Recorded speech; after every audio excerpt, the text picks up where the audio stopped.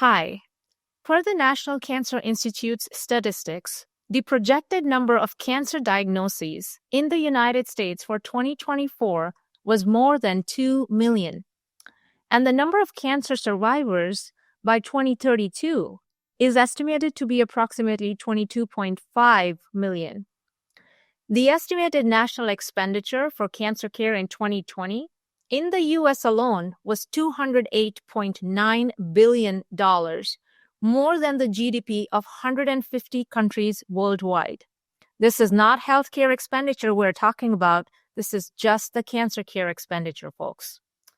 Needless to say, cancer management has become a societal issue with its multifaceted and diverse set of challenges.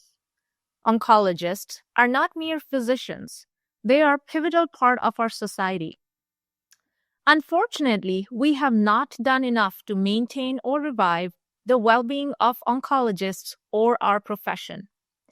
A survey conducted by the prestigious American Society of Clinical Oncology reported a significant deterioration in professional satisfaction of the oncologists, with over 59% oncologists reporting burnout in 2023 compared to only 34% in 2013. Additionally, around 1,748 community clinics and/or practices have closed, been acquired by hospitals, merged, or reported financial struggles since 2008. Empowering Oncologist is a podcast brought to you by OncoDaily, where we will focus on day-to-day concerns of an oncologist's being and workflow, with a vision to find sustainable solutions. We hope to share our stories of wins, losses, resilience, and inspire and empower our community, because we fly higher and longer when we fly together. A disclaimer here: the views shared in the podcast are an individual's and in no way are contributions from any institution, organization, or guidelines. For our inaugural session today, we have Dr. Barbara McAneny, who is the Chief Executive Officer of New Mexico Oncology Hematology Consultants, Albuquerque, New Mexico. She is the former president of AMA and a dedicated advocate on cancer issues. Barbara is an avid reader, likes to garden in her free time. As an advocate, she not only carries deep passion, but is also highly effective.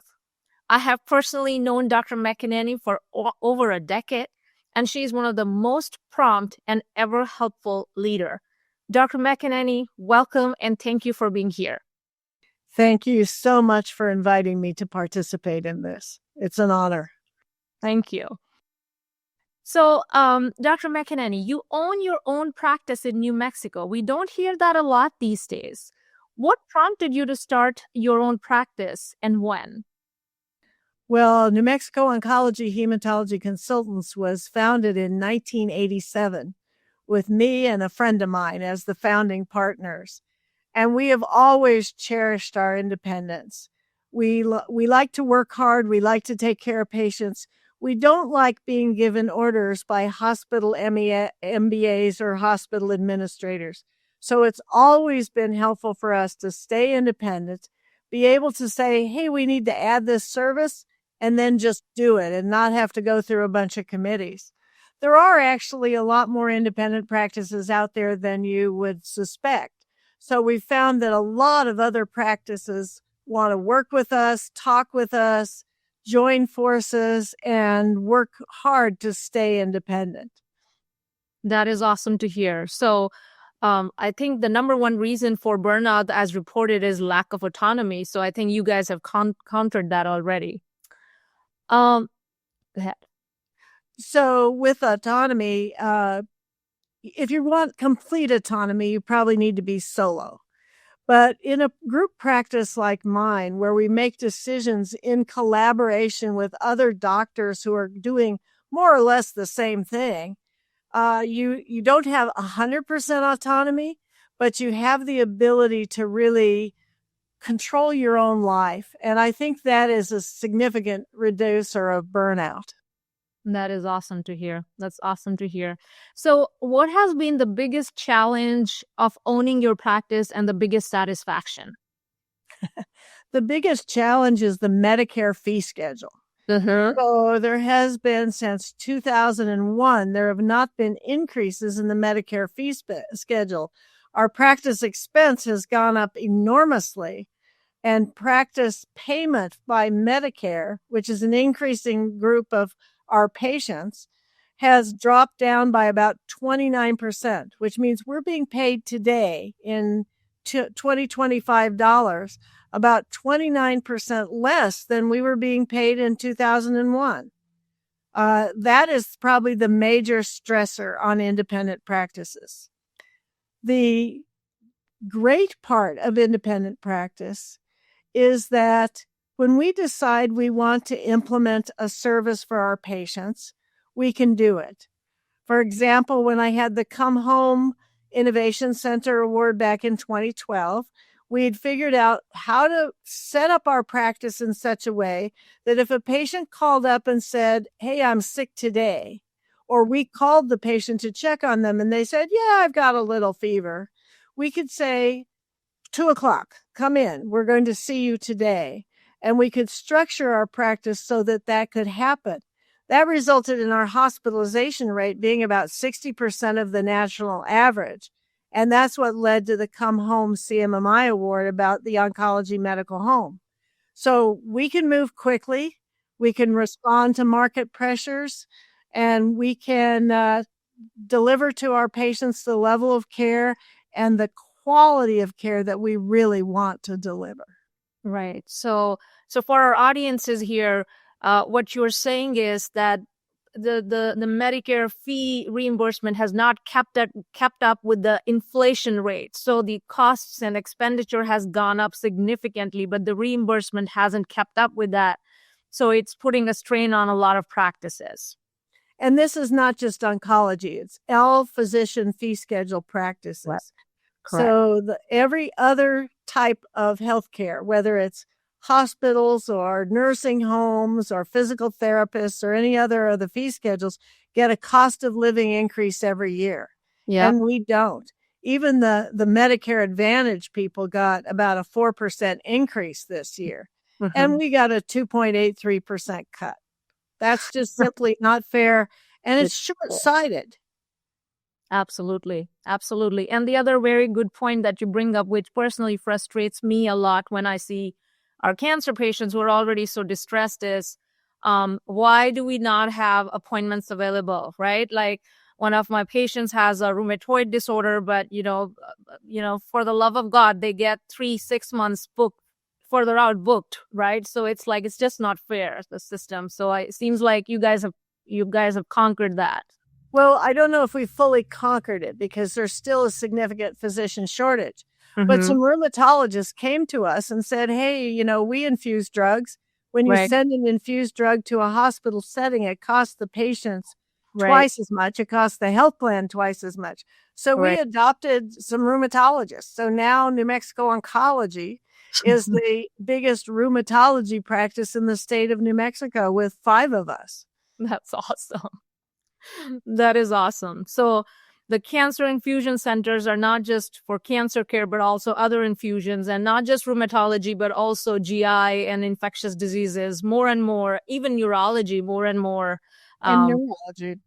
Yes. And so the health plans all want, and especially the pharmacy benefit managers, they want to take over infusion. They want oncologists to just write the prescription and hand it to them, and they'll do the rest. But that isn't good because these patients have reactions. They need dose adjustments. It should be in the hand of oncologists or other specialties who know the drugs. So by having our infusion center available for other specialties to use to infuse their drugs has made it less likely that we will be taken over by pharmacy benefit managers or anyone along those lines. And I think that's important for patient access, patient care, and certainly for the cost of care. Absolutely. Absolutely. So tell me, Dr. McAneny, there have been surveys and studies around what fellows want to do, right? They're the young brains, they are the incoming oncologists. 2/3 of them want to go into academic settings. So why should they own their own practice? What's the incentive here for them? When I talk to fellows, what they want is security, right? So they are being told by their academic institutions that the only way to be secure is to work for a hospital, whether it's an academic hospital or a community hospital. So I tell young fellows, go read those employment contracts because they may say 2 years, but if there's a 90-day out clause, you have a 90-day contract. I can say, I don't like your earrings today. You're fired. And 90 days later, you don't have a job. So in an independent practice, as a partner, it would require a supermajority of my other partners to fire me. Now, I can be pretty irritating, but I would have to work hard to get a supermajority of my partners to decide to fire me. Right. That is security. Plus, So, doctors are taught to make decisions. We're taught to take people with cancer, one of the scariest illnesses out there, and make decisions for them. Yet we're not allowed to make decisions about who your medical assistant is and how you set up your practice and what services you want to provide. I think that is just wrong, frankly. I think physicians should be in charge of healthcare, not the hospital administrators. that is so well said and resonates with almost all of us, right?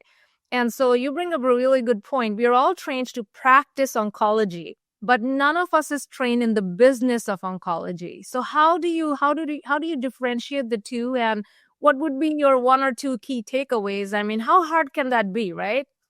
I'm Right. just kidding. So remember in college, it was the C students who went into business, right? So I tell doctors, if you can add and subtract, and maybe you remember how to multiply and divide, you can do business. But there are a lot of rules and regulations. So I am co-chair of an organization called OnCare Alliance, which it consists of 32 independent practices all across the country, staying independent. We're not taking over people's tax ID numbers or taking over their practice. But we created through that a thing we call Oncology College, where we are trying to take young and mid-career physicians and practice administrators and teach them how to run a business. Because you're right, it's not taught in residency or fellowship. It's not taught in medical school. We learned on the job and we learned from one another. So our goal with Oncology College is to let these young and mid-career physicians understand that it isn't that hard. You can buy accounting services, you can get legal services, but the physicians have to have the vision of how they want their practice to run, and then you can do it. So we're teaching that. That is beautiful. And I feel the other area where physicians lack training is just having patience, because we're so taught to get things done and to move things in business and in real life. You have to be patient. And I think I find myself so different as I've evolved over the last few years. Like when I started my practice versus now, my patience level has increased. They've increased exponentially. So, well, the average time before a doctor interrupts a patient is 17 seconds or something like that. And I remember during my career, early in my career, that I realized that I don't really need to hear how the woman felt when she was first told what her mammogram was positive and how frightened she was and how she was concerned about would she be there for her kids, etc. But she needs to tell me that. So early in my career, I taught myself to just shut up and listen when a patient is telling me their story. And what I found is that it takes 1 or 2 minutes is all. And then that patient has a whole different expectation of you. They say, this is a doctor who listens to me. right. And that makes all the difference. It does. It does. Yep. Some very nice faculty in my fellowship told me it's your first meeting with the patient that counts. After that, it gets better and better. So, yeah. So, Dr. McAneny, you are the former AMA president. Tell us how that journey began and what prompted you to go into that. Well, I got into doing organized medicine because I figured out after about 10 years of just wanting to take care of every cancer patient I could, that I was seeing recurrent problems that were set up by the system, that couldn't be solved one patient at a time.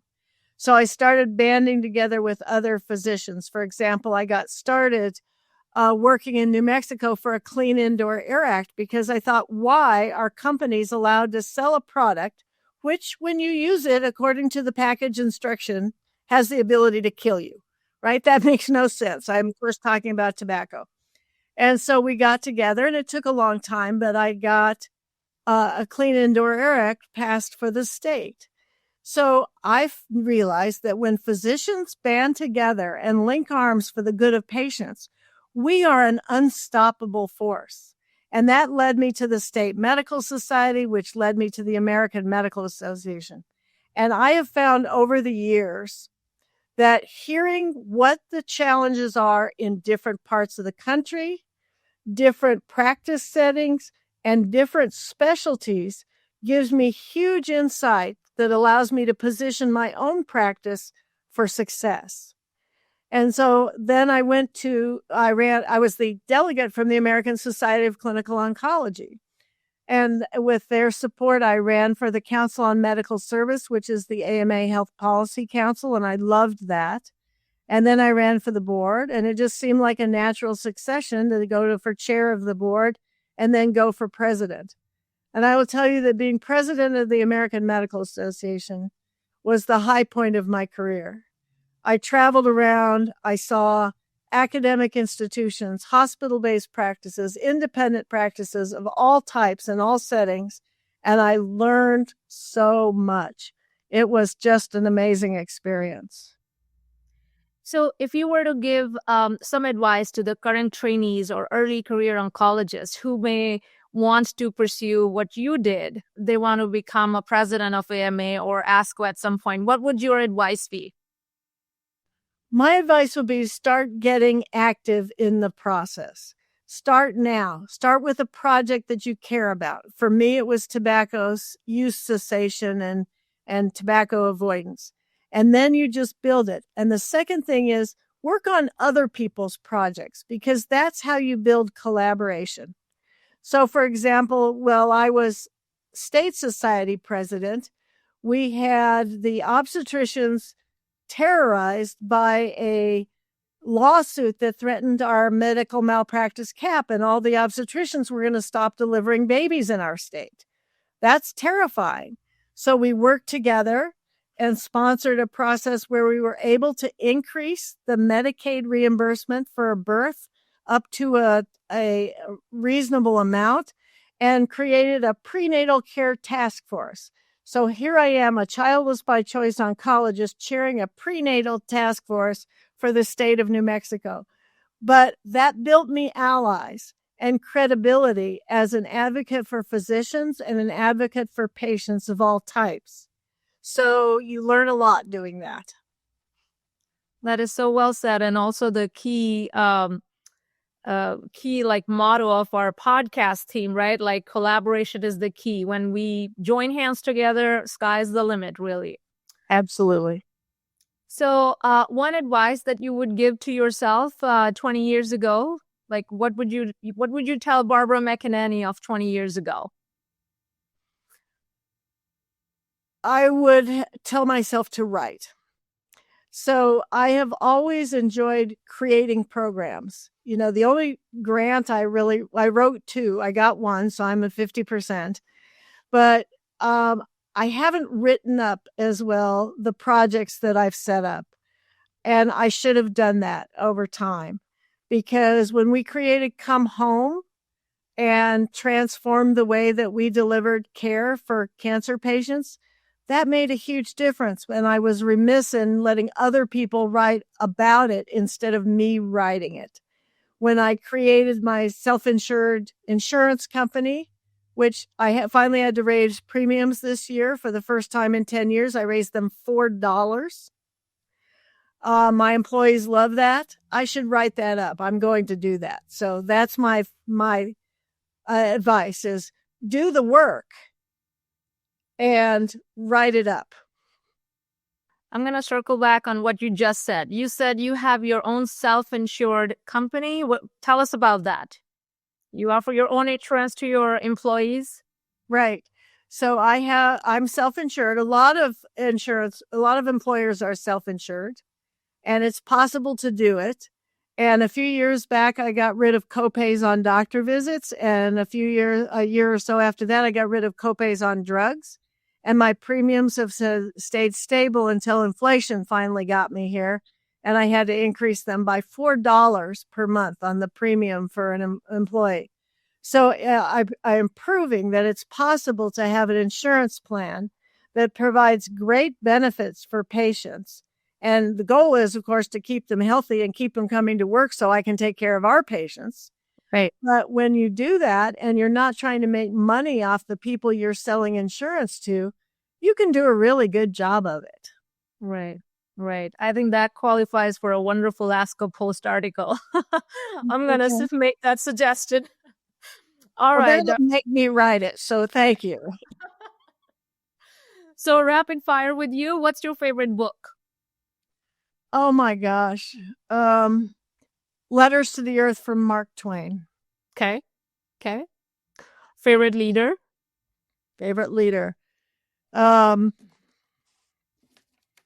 That's a tougher one.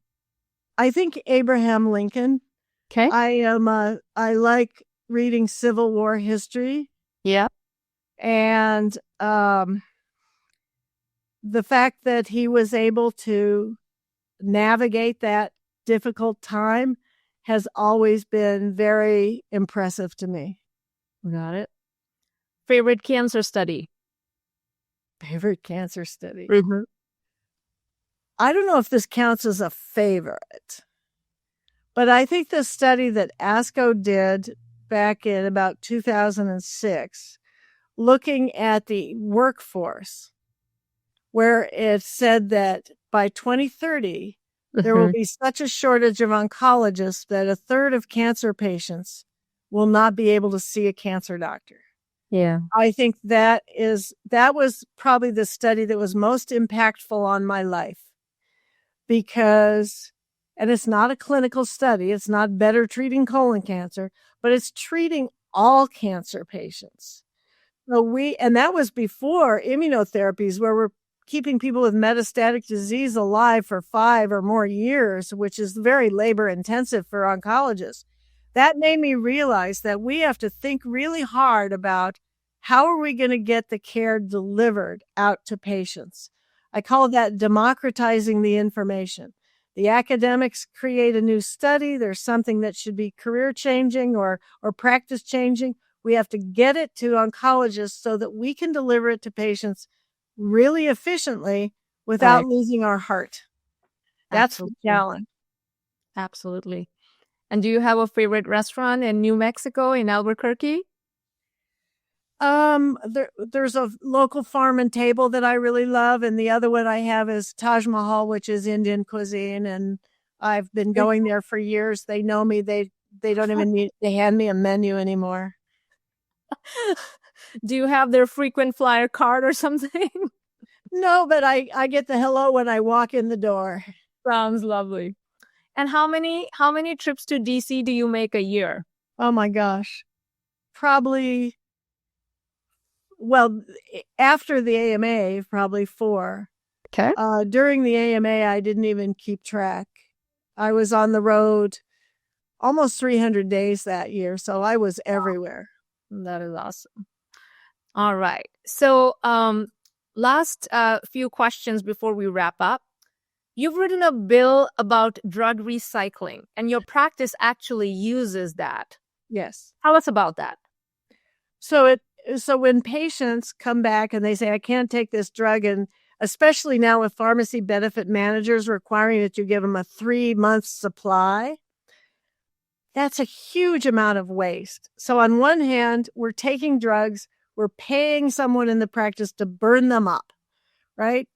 And the pharmacy benefit managers love it because they sold it, they got paid, they can sell another prescription, they get paid, so they don't care. But then the next patient I see needs that drug and can't afford it. So what we did was, it took me 2 years through the legislature. If a patient comes back to me with an unopened drug that is not an opioid, then we are able to accept that. They sign a disclaimer that says they've handled it as a normal patient would handle it. And then we keep that on a separate shelf in our pharmacy. If another patient comes in and says, I need this drug, they can say, we have a supply of this. It has been in the possession of a patient, not a pharmacist. If you will sign this release, and a $20 dispensing fee or something to keep for the record keeping, you can have this drug. So you can give somebody $5,000 worth of chemotherapy for $20 because you didn't burn it up. And so really, I like bills that find solutions Right. that benefit patients and also keep the costs lower. So you are actually achieving 3 targets here. You're helping patients with lower costs, you are avoiding any drug waste, and you are keeping pharmacy benefit managers at bay. So it's trying to. it's Right. a win-win. A lot of states have that, but they make it so hard for patients. They have to take it to the state capitol and deliver it to the pharmacy bureau or something. Patients don't have the energy to do that, so they just throw it down the toilet, and then it ends up in our water supply so that we all get to participate with it. Right. So that was the other thing that this got rid of, is we made it really easy for patients. Give it back to the doctor that you're seeing for your cancer. Right. As you're speaking, my mind is just calculating how many Ask a Post articles can you write, actually. All right. So last question, Dr. McAneny. If you were to relive your life, would you become an oncologist? Absolutely. Absolutely. No question.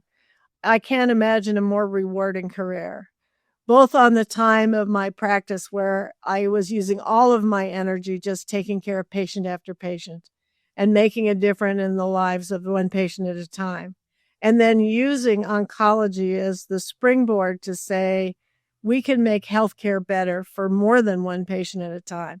It's been a fabulous career, and I would recommend it to anybody. Absolutely. Thank you so much, Dr. McAneny. I really appreciate your time. And for our listeners, that is Dr. McAneny. We are signing off. And the 3 key takeaways from today's podcast. Business of oncology is not as hard as it seems, so it is highly recommended. When we join hands together as physicians, we are an unstoppable force. Sky is the limit, folks. So connect and collaborate with your peers as much as you can.